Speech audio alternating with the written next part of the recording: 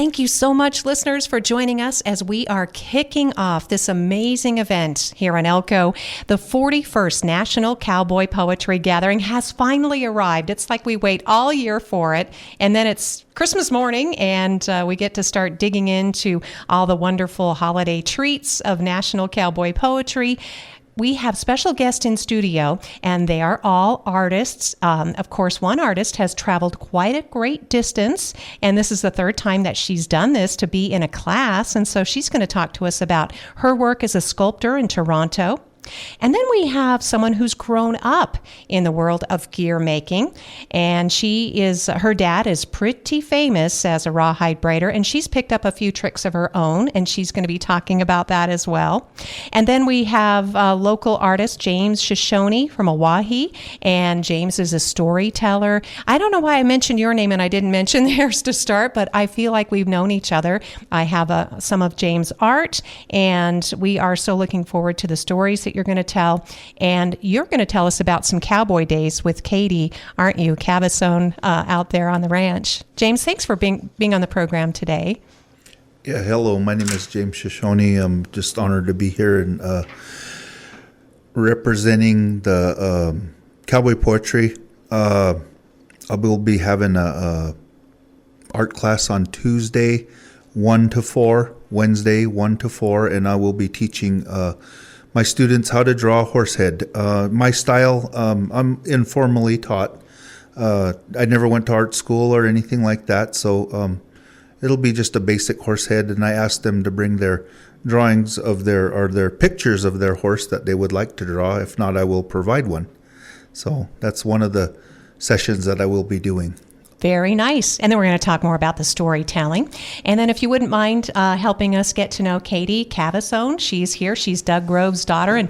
And Katie, I guess you and James spent a little time in the saddle together, huh? Hi, yeah. My name's Katie Cavasin. I'm from Elko, Nevada. I grew up on a few different big outfit ranches locally in Nevada. I was able to spend some time cowboying with James at the TS. When my dad was working there, I got to go help. So I grew up rawhide braiding and buckarooing, and rawhiding has been a cultural art that my dad has passed down to my brother and I, and we're just excited to be here during Cowboy Poetry. It's a fun week that we get to share our passion with other people and learn together.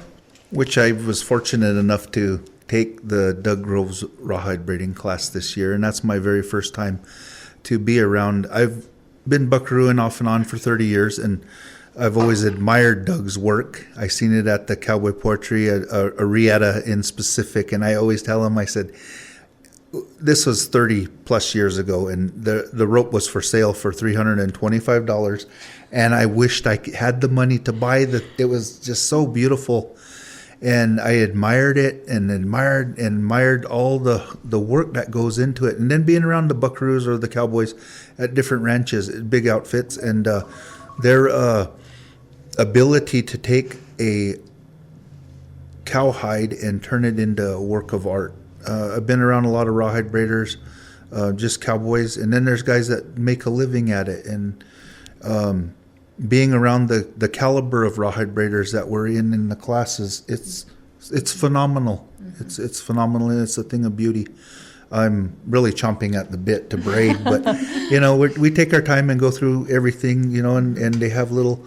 There's so much knowledge in that room, mm-hmm. right today and tomorrow and the next day, and it's just a wonderful thing to be part of. What a great opportunity, and James, we'll talk more with you. I know I want to talk with also our sculptor who is here from Toronto, and Arezoo, I'm going to have you pronounce your first and last name. It is so lovely, and I'm hoping you will tell us all about the work that you do in Toronto.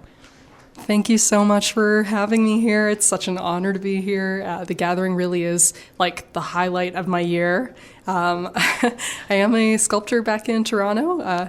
I work in restaurants as well, and I just kind of save up all year and look forward to it. And I make the 3-day drive down. And it's my third year in Doug Grove's class. As James said, it's just like so incredible to be around so many like decades of knowledge in that room, to have such great considerate, patient mentors who are teaching me this thing that I didn't grow up with, but have been fascinated by for a long time.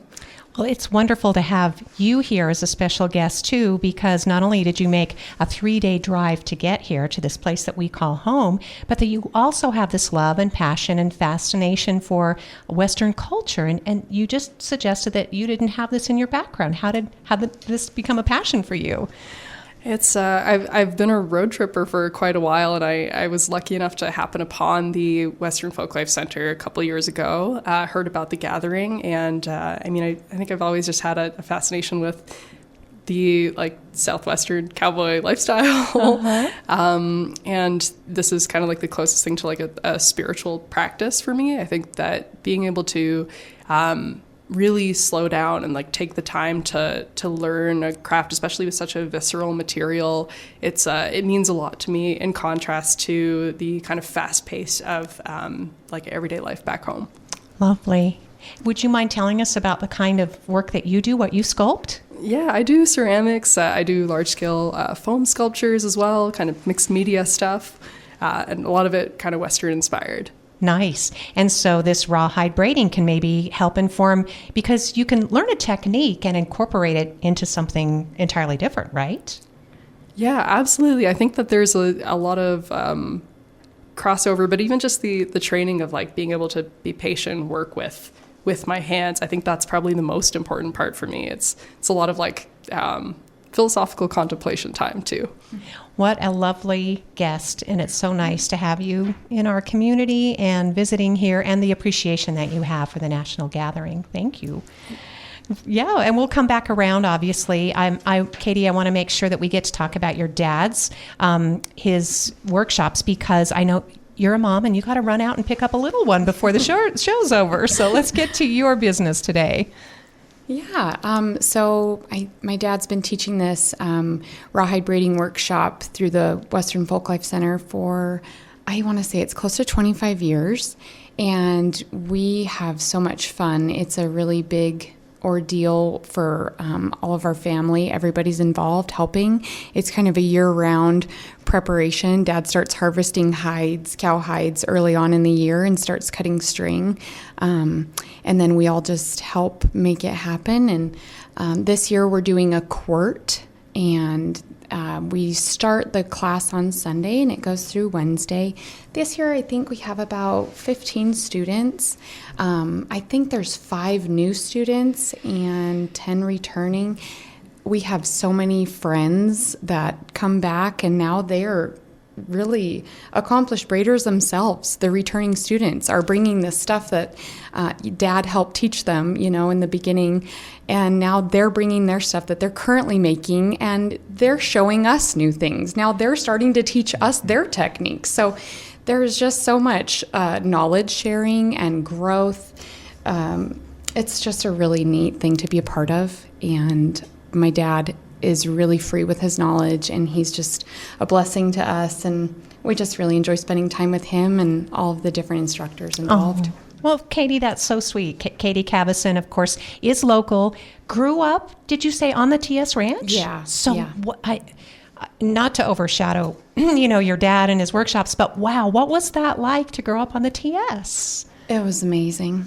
It was just the greatest opportunity that the Lord could have provided my family. I think when I tell my husband's stories, my husband's also from Canada, close to where Arezoo's from. And when I tell him stories about my childhood, he looks at me funny sometimes because I don't think he believes me. Because, sometimes I laugh. I don't know how I survived my childhood, the horse accidents and the things that we've seen and been through. And the ranch it's a really big ranch, and we got to go out on the wagon in the summer, and my grandma was the wagon cook, and we had the wall tent and the teepees, and we lived out there, for 6 to 8 weeks all summer. And so, yeah, we would spend, 12 hours on a horse very regularly, moving cows, gathering. Yeah, it was a really neat way to grow up. And my family is very close. I have one older brother, Grant, who also helps instruct in class. He manages a ranch over by Wells. He'll be coming to the class later. Anyway, we're just a really close family. We got to spend a lot of time together and make a lot of neat cowboying memories. And now when we get together, we like to tell stories and laugh. And yeah, it's great. Oh, Katie, I love that you told us that, because this is really what our gathering is about. There are people who want to know more about this lifestyle and this peace that you bring, and you talk about, closeness with nature. And this is just something that is worth preserving, right? So absolutely. Isn't yeah. this how because we talk about it and we sing about it, we paint and write about it, and hopefully it will continue this tradition. Yeah, and I think James too, we're promoting these cultural arts. This is important to us and who we are, and it's important to the Great Basin. And we're here to teach other people, like Arezoo, who had no idea that this stuff existed, and now look how interested she is.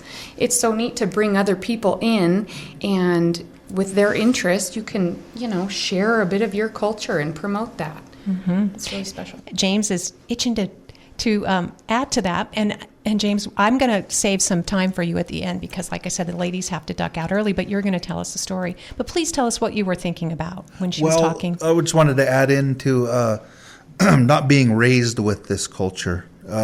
Myself, I was raised as a Native American. I'm a member of the James Shoshone tribe out of Death Valley, California. But my mother was a Washoe Indian from down by Lake Tahoe, Carson City, Gardnerville. I was raised in a little town called Woodfords, California. And there was probably buckaroos there one time, but not now. It's all pretty much city. And anyway, I remember as a child seeing the local rancher, which was Fred Dressler, trail his cows out, and they would shut down the highway, and they had horses. And this is in the 70s. And nowadays, it's not done. That's gone. It's a thing of the past. And the amount of cattle that it took to stretch out for 17 miles, that's really something. I mean, that's stuff that happens up here in what we, the big outfits, the ZX, the IL, the YP, the Spanish Ranch, the TS, the 25, all these legendary ranches, White Horse, what I've heard about was Simplot owns now, but I believe it's Rancho Idaho. Mm-hmm. Those places like that, they were huge. They're huge. The Wine Cup, the Gamble. Yeah. I just mentioning legendary ranches, the Riddle, Flying H, we call it. But the culture and the type of a man or woman that it took to do the 12-hour days on horseback. Yeah. Getting up early. I've heard a lot of old timers from Oahe, where I live at now.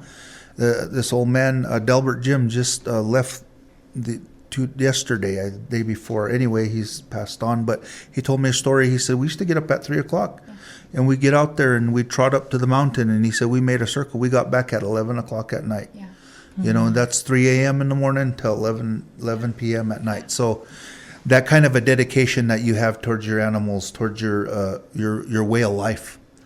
Lifestyle. Lifestyle. It's phenomenal. The beauty that you watch a man that ropes and rides and does it every day.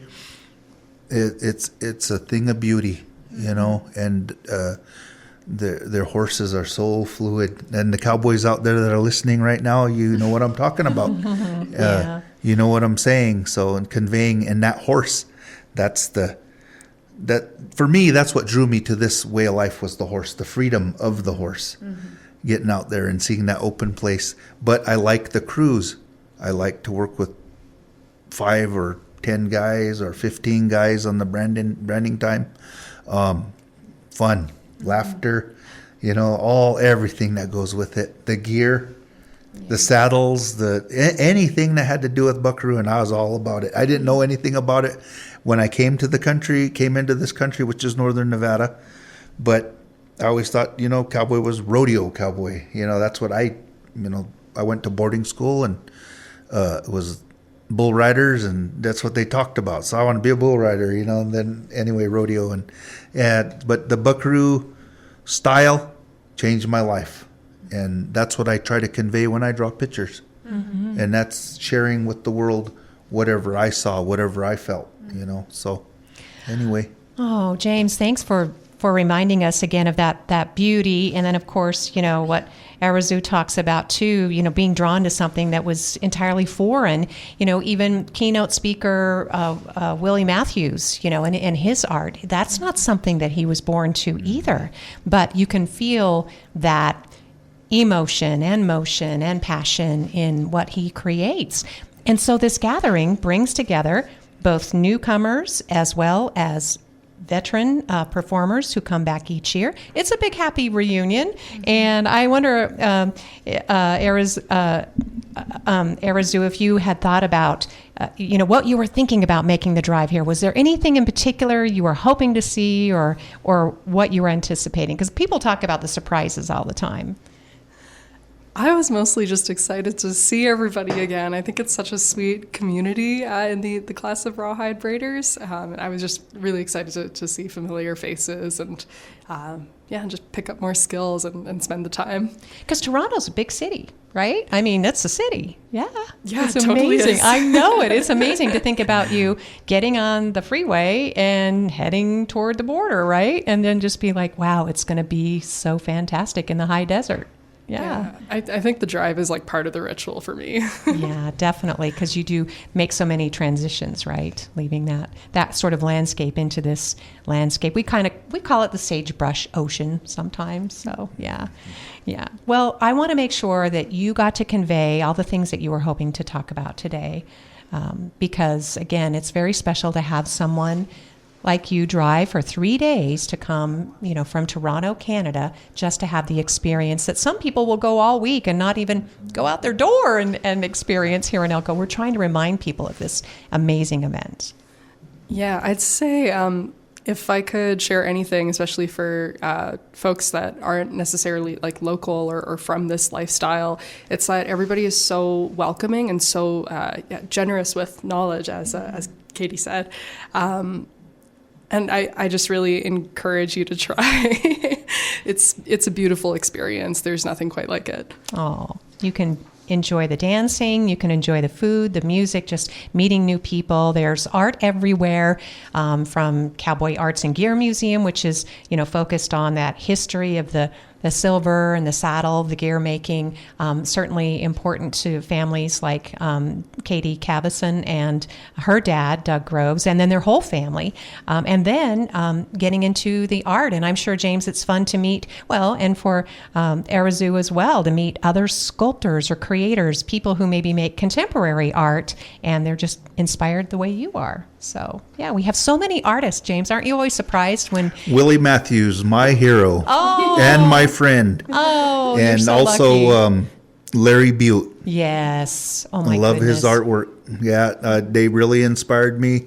Of course, Charlie Russell, Will James, they're all gone. Frederick Remington. Mm-hmm. But the view into the cowboy life, Charlie Russell, that's kind of unspoken. He kind of started it, yeah. right? Oh, yeah. I mean, the late 1800s, when it was all dying out, the Indians were getting put on the reservations, and Charlie come along, and they had the big outfits there in northern Montana, and the type of gear they used. Those cowboys are buckaroos. They came from down here. That long rope, the single rig saddles, the tapaderos, the whole, which comes from California, the Spanish style of riding a horse, and it's all captured in his paintings. It's better get it all down, Charlie. Yeah, get it all down. Yes, that's what Ian Tyson saying. Yes, and that's Another a late true great. story. Oh yeah. Yeah, and Will James, he was from right here in Nevada. Have you seen the exhibit, the permanent exhibit at the museum? Yes, I have. Oh, yeah, it's beautiful. exquisite. Will James has been a very inspirational to me. The pen and ink, which is primarily what I used to do. I'm really getting into painting now, but Will James was the real deal. Mm-hmm. He lived that life. He drew horses how they felt, and Charlie Russell, he painted horses how they were, Oh, yeah. You think about that. Think about the landscapes of Charlie Russell. I think about Will James. The Smoky Book was one of the first that I read as a little kid, growing up in Northern California, way Northern California, not like Santa Barbara or something. I don't know. But yeah, how they could show, like you said, James, the emotion of the horse as it's going over a cliff, right? I mean, things like that. So, or buffaloes going over a cliff. Yeah, that's really phenomenal. That part of it, the art part of it. Oh, the the painting, art, yes, because those were published. The books were published, and then people all over this country and in Canada, I'm sure, everywhere read the books and were inspired by that and wanted to help preserve and understand. But then when you think about what we have today too, and the efforts to preserve that, I want to make sure both Katie and Arezoo, do you guys need to be excused to pick up? Are you doing okay? Okay, I just wanted to make sure because I'm a mom, and it's always on your mind and always in your heart if you need to pick up little ones. Great. So, James, would you mind telling us maybe? We sat down. You were talking a little bit about sort of creation stories, but if there's a story in particular that you think maybe it's been in your heart or your mind since you anticipated the 41st gathering, I would love it if you wanted to tell a story. Doesn't have to be. You'd pick, right? The 41st annual Cowboy Poetry here in Elko, Nevada. The very first time I ever came here was in 93.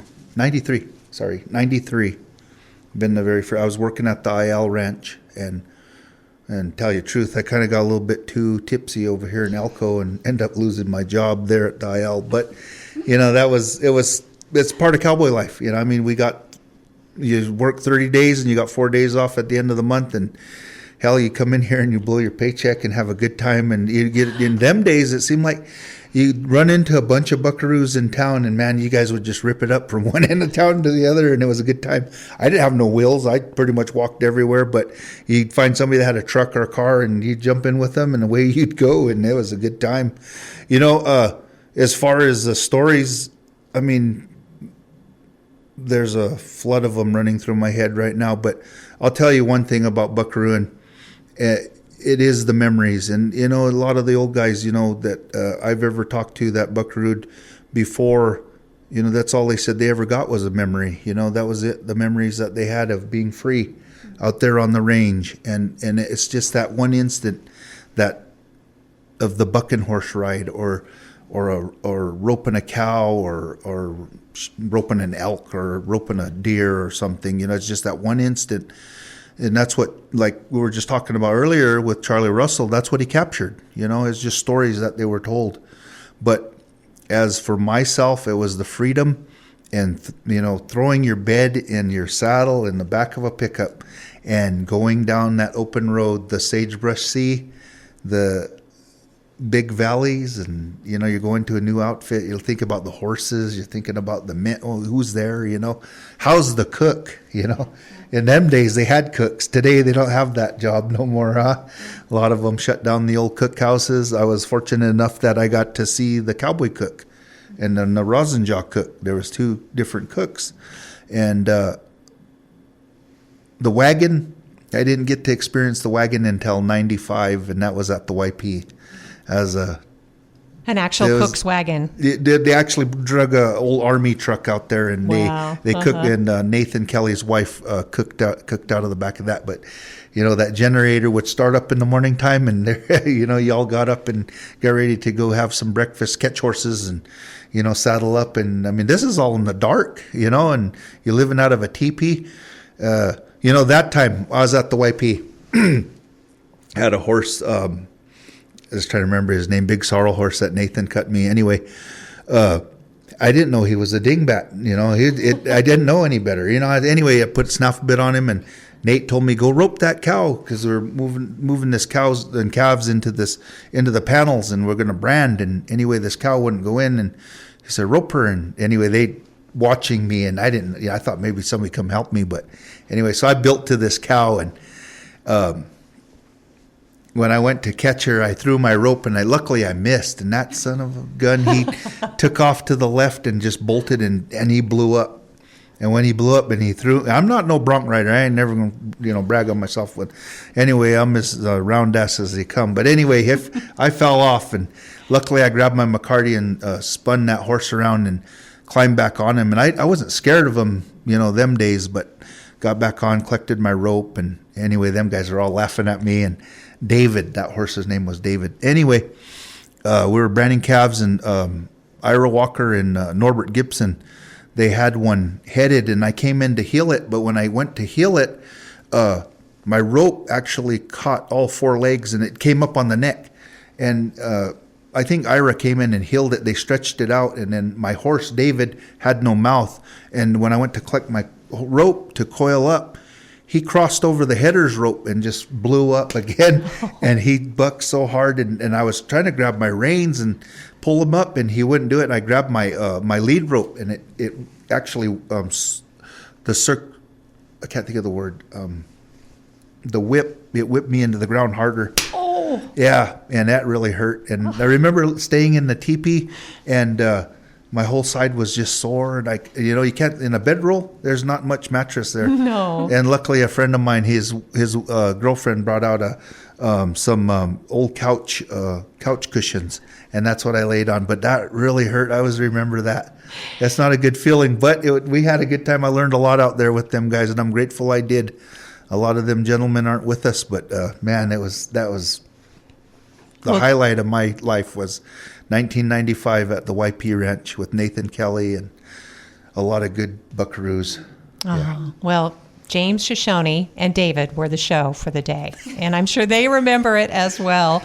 And that's part of that camaraderie, if you will, and building in a little toughness, because not everybody who's familiar, with ranch life, whether you're a little kid or, coming up in it, or obviously as an adult looking, from the outside, you have to hear these stories and know that, you and David had a relationship, that dingbat horse, yeah. And the horse probably had just as much fun bucking you off, honestly. Hey, he didn't just buck me off. He bucked off Dave Hall, which is another one of my hero friends, artist. Yeah. Yeah. So this is among the stories, the kind of stories. If you're in a workshop with Doug Groves, or you're in a workshop with James Shoshone, or Morgan Buckert, or, there's a whole book full of workshops, and some of them are sold out, it's true, but there are others that are still available. There's one that I want to drop in on, how to type like a cowboy. I'm so excited about that's writing poetry on old-fashioned typewriters and stuff. I know, maybe I'll see you there. That would be so sweet. And it's just, again, about the stories and observing from someone else's perspective, in this beautiful landscape. Well, James, we look forward to seeing you. Katie, you as well. Arezoo, so grateful that you came and you made this trip and you're here safely, and maybe one of these days we'll just get you to move here. You never know. So yes, you never know. We thank all of you so much for being our guest and just giving us a little slice of cowboy poetry that's coming up 6 exciting days of the National Gathering right here in our hometown. Head over to the E-Center, the Elko Convention Center, and get your day pass, your programs. You can go to the Wiegand Gallery, check out Cowtown State of Mind. That's the exhibit. And I think, James, you've got some work in there, right? Yep. Yes, I do. All right. So this is a perfect. And then, from there, who knows what's around the next corner, because it's an adventure all week long.